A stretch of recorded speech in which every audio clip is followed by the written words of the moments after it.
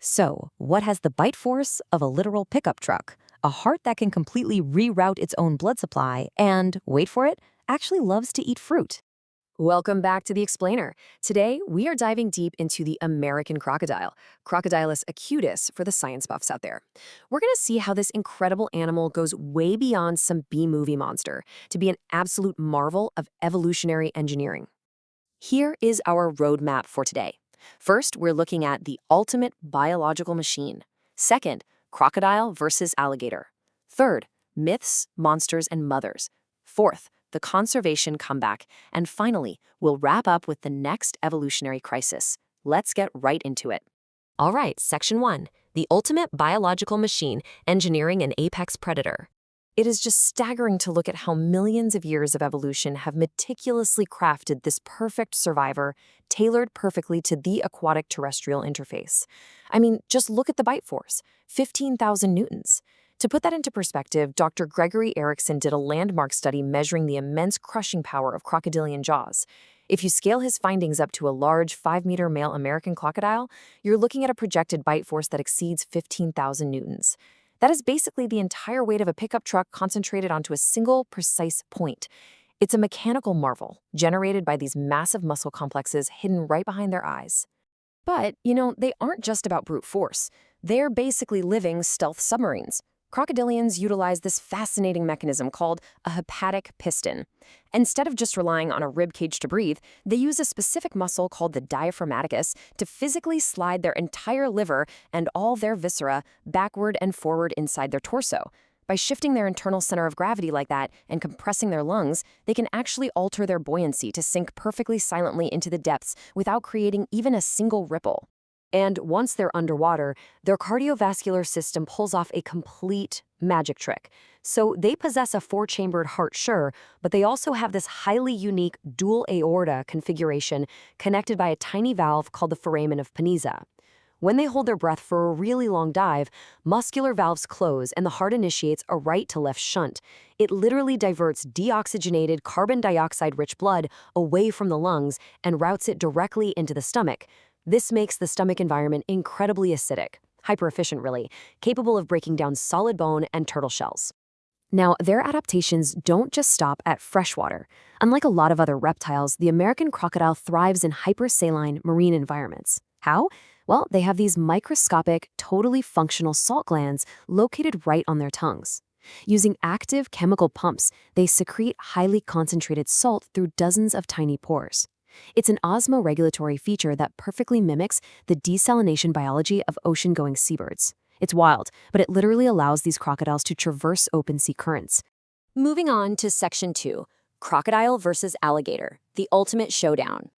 So when comparing the two, you can forget that old U-shaped versus V-shaped snout rule you probably learned in school. It simply isn't enough, because snout shapes can actually vary wildly. The real, definitive differentiators are tooth alignment and internal biology. In a crocodile, the upper and lower jaws are the exact same width. That means the big, enlarged fourth tooth on their lower jaw fits right into a notch on the outside, so you can clearly see it even when their mouth is totally shut. Alligators, on the other hand, have a wider upper jaw that completely hides their lower teeth.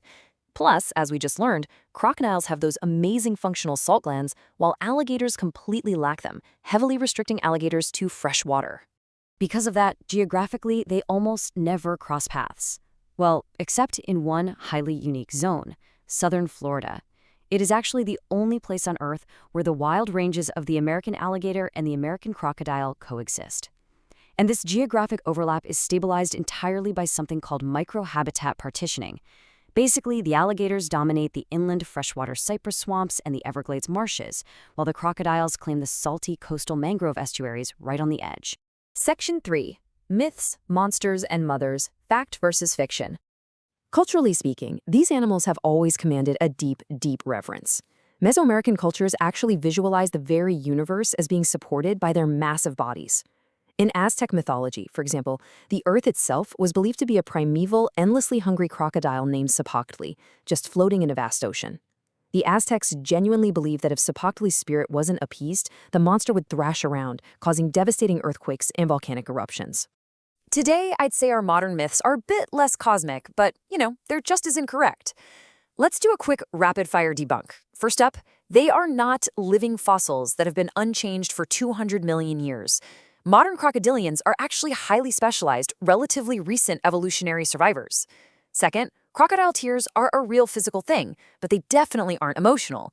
When feeding vigorously on land, forced air through their sinuses puts pressure on their tear glands, making them literally leak fluid. And third, please absolutely do not try to outrun a crocodile by zigzagging. They can manage explosive short bursts on land up to 22 miles per hour. Running in a zigzag just increases your chance of tripping. If you ever have to, run in a straight, fast line. Now, here is a fact that honestly sounds like a myth, but it's entirely true. They eat fruit. A landmark 2013 study revealed that these terrifying apex carnivores are actually frequent frugivores. Yeah, they deliberately consume citrus fruits, grapes, and kumquats. Sometimes they even rise up on their hind legs to pluck the fruit directly from low branches. And because they travel such huge distances, this makes them incredibly important, if a bit unlikely, seed dispersers for these wetland ecosystems. And despite their fierce, monster-like reputation, mother crocodiles are actually intensely protective. They listen for these high-frequency little chirps coming from inside the eggs, carefully dig out the nest, and then carry their newly hatched babies, very gently, in those massive, bone-crushing jaws to safe nursery lagoons. Oh, and here's another fascinating detail. The temperature of the nest during incubation actually determines the sex of all those babies. Warmer nests yield males, while cooler nests yield females. Next up, Section 4, the conservation comeback, from the brink to recovery. When we look at human interaction, this species has pulled off an absolutely remarkable ecological recovery.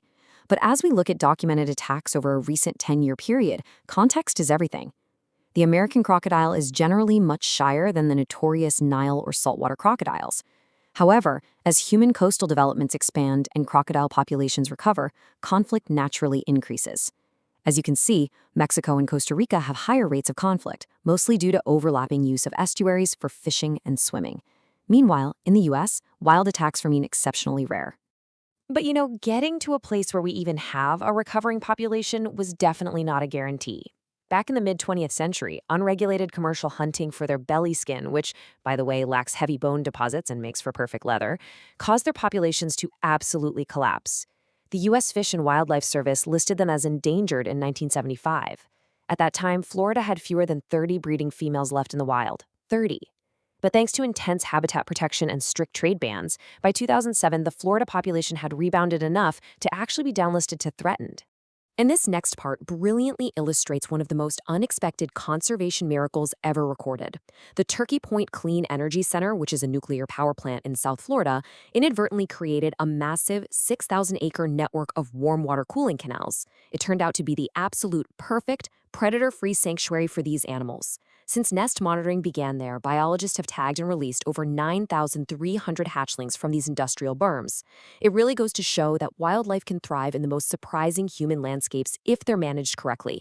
Finally, Section 5, the next evolutionary crisis, the threat of hybridization. Because despite that massive comeback, modern invisible threats are severely complicating the future of this species. Take a look at this truly alarming data point from Cuba's Zapata Swamp. As the American crocodile moves further inland due to rising sea levels and altered habitats, it's frequently mating with the highly restricted, critically endangered Cuban crocodile. Genetic studies reveal that almost half, 49.1% of the wild population there, are now American-Cuban hybrids. The wider-ranging American crocodile is quite literally genetically swamping a unique island species entirely out of existence. Adding a whole other layer to this complexity is advanced DNA sequencing. Geneticists recently discovered that the American crocodiles living in the Greater Antilles show a massive 5.4% genetic divergence from the ones living on the continental mainland. This strongly suggests we aren't just dealing with one widespread species anymore, but a cryptic species complex, meaning what we call the American crocodile might actually be multiple, distinct evolutionary lineages. As you can imagine, that completely changes the math on how international bodies need to protect them. To secure their future, scientists have laid out some very clear, actionable policy recommendations. We need to establish transnational genetic management zones to treat these distinct DNA lineages separately. We absolutely must enforce hybrid containment to protect the purebred Cuban crocodiles.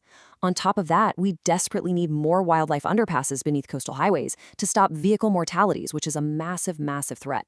And finally, we have to incorporate crocodile salinity needs into major hydrological restoration plans, like the ones happening in the Everglades. So I want to leave you with a rather provocative question today, one that is currently tearing the conservation world right down the middle. When an apex predator genetically swamps another because of rising sea levels and habitat loss, is that hybridization a tragic human-caused loss of a unique species that we have to step in and stop? Or is it simply a necessary, highly adaptable evolutionary response to a changing climate that we should humbly just leave alone? Thank you so much for exploring the awe-inspiring biology of the American crocodile with me today.